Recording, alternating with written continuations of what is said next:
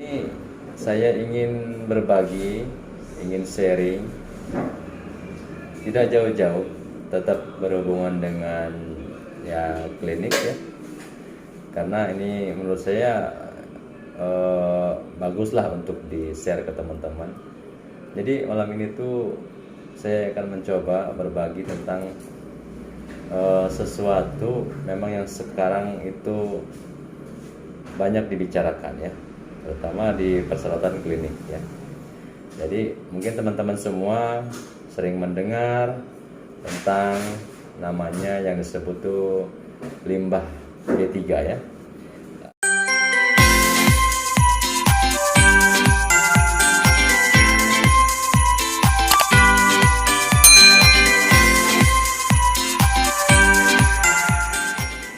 Bismillahirrahmanirrahim. Assalamualaikum warahmatullahi wabarakatuh. Selamat malam teman-teman semua. Jumpa lagi dengan YouTube channel Ar-Rahman TV. Mudah-mudahan malam ini kita semua dalam keadaan sehat walafiat, tidak kurang suatu apapun. Mudah-mudahan sobat semua para subscriber Ar-Rahman TV, kali ini saya ingin berbagi, ingin sharing, tidak jauh-jauh, tetap berhubungan dengan klinik ya. Karena ini menurut saya baguslah untuk di-share ke teman-teman. Jadi malam ini tuh saya akan mencoba berbagi tentang sesuatu memang yang sekarang itu banyak dibicarakan ya, terutama di persyaratan klinik ya. Jadi mungkin teman-teman semua sering mendengar tentang namanya yang disebut tuh limbah B3 ya. Nah, limbah B3 atau yang sering mungkin lebih akrab didengar tuh limbah medis ya. Karena kita tahu semua di semua fasilitas pelayanan kesehatan itu kan ada mungkin yang berupa praktek mandiri, ada yang mungkin berupa klinik ya, baik Pratama ataupun klinik utama, atau mungkin fasilitas pelayanan kesehatan milik pemerintah seperti puskesmas, atau yang skala lebih besar itu rumah sakit. Nah, di dalam persyaratan semua fasilitas yang tadi saya sebutkan itu memang ada namanya itu persyaratan di kantor perizinan itu persyaratan namanya pengelolaan limbah B3. Nah, jadi kita perlu teman-teman semua pahami istilahnya itu pengelolaan ya. Nah, pengelolaan itu kan berarti dari awal sampai akhir ya gitu ya. Berbeda dengan istilah pengolahan ya. Nah, kalau pengelolaan itu kan dari awal sampai akhir. Jadi misalkan satu paskes itu dari awal itu kan dia disebutnya sebagai penghasil limbah. Nah, pasti namanya fasilitas pelayanan kesehatan itu baik mandiri ataupun berupa klinik, pasti ada semacam pelayanan kepada masyarakat tuh yang memang dia di situ ada limbah medis yang dihasilkan dari sisa hasil pelayanan mereka. Nah, di dalam untuk namanya pengelolaan limbah B3 itu satu persyaratan yang memang wajib bagi siapa saja yang ingin mendirikan sebuah fasilitas pelayanan kesehatan ya, baik praktik mandiri ataupun klinik. Nah, ini yang sering kita dengar itu, bagaimana sih katanya ke MOU itu seperti apa segala macam gitu ya, kerjasama itu dengan siapa. Nah, saya ingin berbagi soal kerjasama, kenapa sih mesti kerjasama soal pengelolaan limbah B3 itu ya. Jadi kalau secara peraturan memang limbah B3 itu tidak boleh sembarangan, harus benar-benar diawasi dari mulai dia dihasilkan sampai dia dimusnahkan. Nah, seperti itu perjalanannya. Nah, kalau kita sebagai fasilitas pelayanan kesehatan baik mandiri ataupun klinik itu kita disebutnya sebagai penghasil. Nah, penghasil otomatis kita itu di dalam internal paskes kita itu ada satu proses yang mesti kita lakukan, yaitu pemilahan, kemudian penyimpanan di TPS kita tentunya ya. Jadi pemilihan itu antara limbah medis padat, limbah medis cair, atau limbah medis tajam itu dipilah. Nah, dipilah, disimpan di tempat penyimpanan sementara. Nah, disitulah sampai di situ kita tuh untuk ibaratnya kewenangan kita atau yang harus kita lakukan ya, karena itu kan hasil dari pasien case yang kita punya, misalkan ya kalau berupa klinik ataupun berupa praktik mandiri. Nah, setelah itu tidak berhenti sampai di situ, limbah B3 itu harus dimusnahkan. Nah, bagaimana caranya? Nah, ini saya akan coba berbagi. Jadi alur pengelolaan limbah B3 itu ibaratnya dia ada 3 tahapan. Tahapan pertama yang dihasilkan, kemudian diangkut dan diolah, ya, dimusnahkan lah ibarat ininya ya. Nah, itu berarti kan itu namanya proses pengelolaan. Pengelolaan itu dari mulai dia dihasilkan, kemudian diangkut dan dimusnahkan. Nah, kita kadang-kadang mungkin belum mengetahui semua bagaimana sih atau ke perusahaan mana kita mesti bekerja sama untuk pengelolaan limbah B3 itu. Banyak sebenarnya perusahaan-perusahaan yang memang bergerak di bidang pengangkutan limbah B3 ya. Baik dia hanya sebagai pengangkut ataupun dia sebagai pengolah, ataupun memang perusahaan itu dia double. Jadi dia pengolah, ya dia punya pengangkut juga. Itu tidak jadi masalah. Yang penting kita sebagai penghasil limbah B3 itu, baik mandiri ataupun klinik, kita harus punya satu namanya lembaran kerjasama lah, MOU lah ibaratnya gitu ya, dalam hal pengelolaan limbah B3 kita. Nah, jadi kita di awal itu memang harus mencari referensi perusahaan mana yang memang secara perizinannya sudah masuk gitu ya. Karena limbah B3 itu namanya B3 itu masih umum ya. Masih umum, dia limbah B3 itu masih umum. Nah, kalau limbah medis itu kan sudah jelas yang dihasilkan dari proses pelayanan medis gitu ya, baik rumah sakit ataupun klinik ataupun praktik mandiri. Nah, kita harus cari atau tanya mungkin ke siapa yang sudah berpengalaman, perusahaan mana segala macam, karena banyak sekali perusahaan yang mungkin ke teman-teman semua juga pernah mungkin menawarkan atau pernah datang juga. Nah, kita juga perlu tahu perusahaan itu apakah perusahaan hanya transporter saja, pengangkut, ataukah perusahaan pengolah. Nah, itu berbeda teman-teman ya. Jadi mungkin kalau dia perusahaan pengangkut aja ya, pengangkut saja, dia tidak punya pengolah. Nah, itu tidak jadi masalah. Yang penting kita kalau mau memakai perusahaan itu untuk kerjasama dengan fasilitas punya kita, tidak jadi masalah. Yang penting kita juga mesti minta ke yang bersangkutan kemana mereka untuk memusnahkannya gitu ya, perusahaan mana yang dipakai sebagai pengolahnya gitu. Itu mesti penting kita. Jangan sampai kita tidak tahu PT ini atau pengangkut ini teh kemana dia buangnya gitu ya. Itu kan bermasalah juga nantinya. Jadi di awal kita kalau ada yang menawar gitu, kita harus tahu itu perusahaan apa, apakah hanya sebagai pengangkut ataukah dia mungkin pengolah juga. Nah, ada juga yang perusahaan pengolah yang memang datang langsung ke calon konsumennya, misalkan ke klinik ataupun ke mandiri praktek, itu perusahaan yang memang dia sebagai perusahaan pengolah. Nah, gitu ya.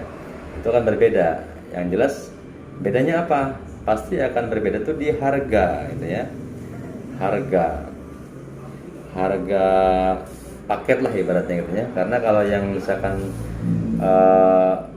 di semua daerah, di tiap kabupaten pasti berbeda.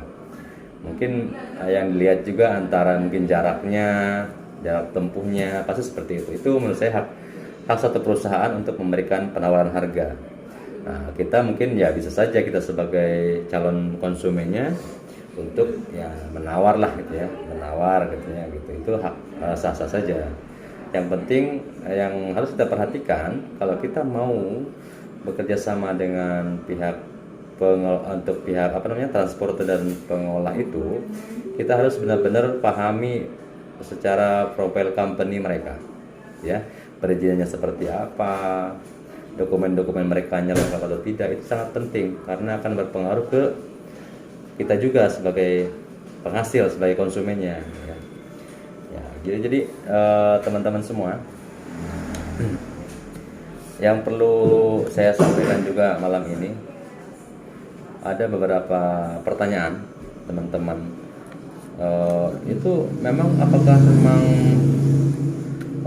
pengelolaan limbah B3 itu harus dengan PT tertentu saja?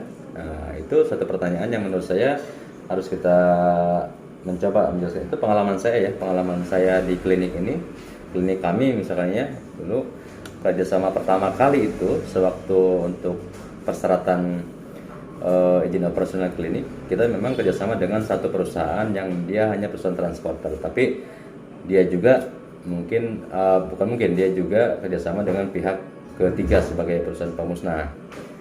Nah, jadi teman-teman semua, ada pertanyaan seperti ini, boleh nggak katanya nih kita ber-MOU atau kita bekerja sama tidak dengan perusahaan langsung, perusahaan pengangkut atau pengolah, tapi kita kerjasama dengan salah satu klinik yang memang mungkin bisa teman kita, bisa kenalan kita, boleh nggak katanya gitu ya. Nah, secara itu ya boleh-boleh saja gitu ya, tidak ini, yang penting kan ada satu macam kerjasama gitu ya, pengelolaan limbah B3.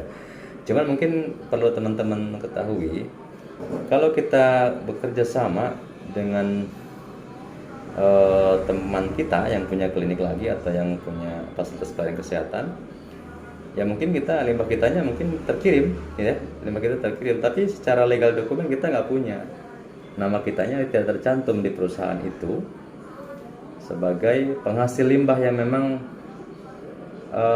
kerjasama dengan mereka gitu ya, karena kita numpang ya ibaratnya gitu ya. Nah, tapi kalau misalkan kita bekerja sama langsung dengan pihak kedua atau ketiga, dalam hal ini perusahaan yang memang benar-benar bergerak di bidang pengelolaan limbah B3 ini, kita akan ada semacam perasaan nyaman lah gitu ya, karena nama kita langsung tercantum di situ, di perjanjian itu, karena haknya akan sama. Begitu kita bekerja sama dengan perusahaan itu, kita akan punya legal dokumen yang bisa kita jadikan sebagai argumen kalau suatu saat terjadi risiko atau terjadi apa-apa yang berhubungan dengan limbah B3. Nah, jadi nama kita sudah jelas, misalkan PT ini dengan klinik A misalkan ya, itu jelas perjanjiannya gitu ya, pengelolaan limbah B3 antara PT ini dengan klinik A. Nah, itu kan klinik A itu tercantum.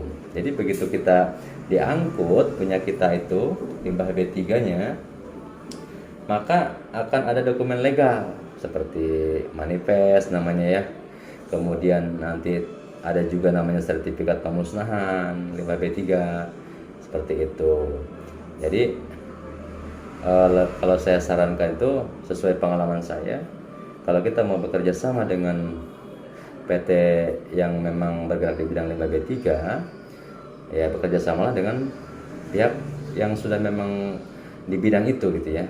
Jangan yang kita bekerja sama dengan teman kita yang memang dia sudah punya gitu ya. Itu menurut saya kurang enak gitu ya, atau kurang nyaman. Nah, jadi seperti itu teman-teman ya, sekilas tentang limbah B3 gitu ya. Jadi kalau dibilang tuh perlu, masih penting, kalau pengelolaan limbah B3 itu penting. Karena di situ kan ada resiko ya, resiko yang memang banyak, yang kalau misalnya kita tidak urus itu semua. Nah, itu sekedar sharing ke teman-teman semua soal limbah B3. Adapun nanti ada yang mungkin mau bertanya melalui WhatsApp saya juga bisa, kita sharing saja lah. Kita sharing saja, karena saya ini kan klinik kami ini ya alhamdulillah, saya tuh dari awal semua perizinan itu saya ibaratnya lakukan atau saya proses satu demi satu, step by step oleh sendiri gitu ya, tidak melalui orang lain lagi. Jadi alhamdulillah ya, sedikit banyaknya saya tahu alurnya seperti apa, harusnya bagaimana gitu. Itulah, jadi ada untungnya. Beda mungkin kalau kita mengurus sesuatu, misalkan klinik atau apa, kita nyuruh orang, misalkan yang minta tolong ke orang, itu kan berbeda dengan kalau kita tempuh sendiri. dan tidak susah ya teman-teman semua. Tidak susah kita kalau kita mau bergerak sendiri, karena akan ada nanti satu pengalaman. Nah, untuk bisa kita sharing ke teman-teman yang lain bahwa ini loh, kredit itu nggak ribet. Kita tinggal tanya dan kita konsultasi. Jadi nanti kita dikasih tahu, dijelaskan lah alurnya seperti apa. Baik teman-teman, mungkin video singkat tentang pengelolaan 5B3 ini cukup sekian. Ini mungkin saya kurang maksimal dalam penyajiannya. Ya, mudah-mudahan walaupun tidak maksimal, ya namanya amatiran, hanya berbagi pengalaman, berbagi ibaratnya apa yang sudah kami lakukan di sini, untuk mudah-mudahan sedikit banyaknya bisa bermanfaat buat teman-teman semua.